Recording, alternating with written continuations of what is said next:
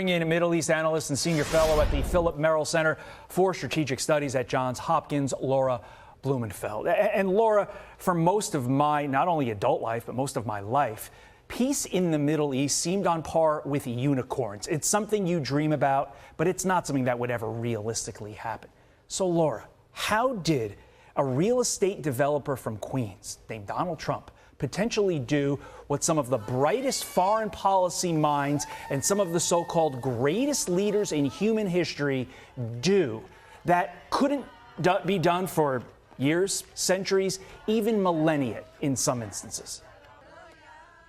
It is remarkable. The feeling in the Middle East is just gratitude. People who don't even believe in God are praying and thanking God and thanking President Trump specifically. And I think that there are two things that he brought to the Middle East that other presidents couldn't. Number one is trust, and number two is money. Like you said, he's a real estate guy and he knows where to invest.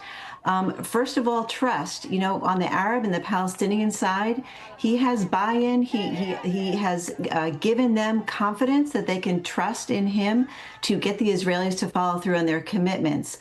On the Israeli side, I was texting with one of my senior intelligence sources earlier this week saying, are we going to have a deal? And he's texted back quite simply, in Trump, we trust. The second issue is wealth.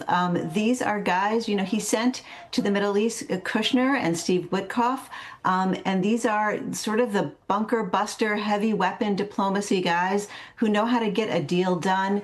Yes, there are details to be hashed out. There is a 20-point plan.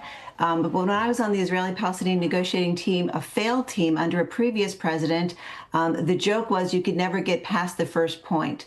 So here now we have it with money, as people have estimated. The UN says it's going to be $52 billion to rebuild the Gulf.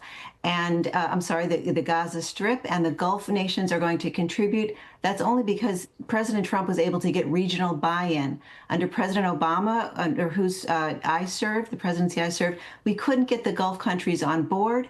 And I think one of the reasons is commitment. President Trump was all in. When I would go to the region and speak with both Palestinians and Israelis, they would say to me, why should we make compromises? Why should we make sacrifices? We don't feel like your president is committed. That is quite a contrast between the two administrations, and quite a pretty honest admission from you for the president that you ultimately worked under. That contrast that you just provided is stunning. As for the future of not only Gaza, but the Middle East on the whole, President Trump predicted Gaza would become a much safer place.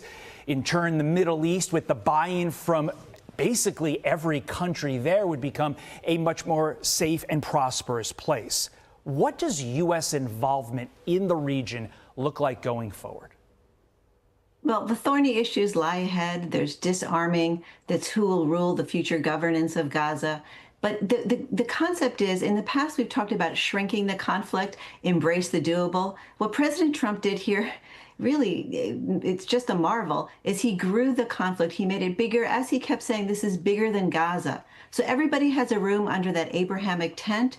For Prime Minister Netanyahu, his legacy always was going to be the Abraham Accords and, of course, Startup Nation, the economy. So it kind of gives Prime Minister Netanyahu the incentive to take some risks, to go further, to sort of sort things out in Gaza, because there are bigger opportunities with Saudi Arabia, up north with a peace deal with Syria, with Lebanon. And the same thing can be said, again, on the Arab and Islamic side. It is unprecedented to see the unity that President Trump has basically brought them all together. I mean, the war started with division.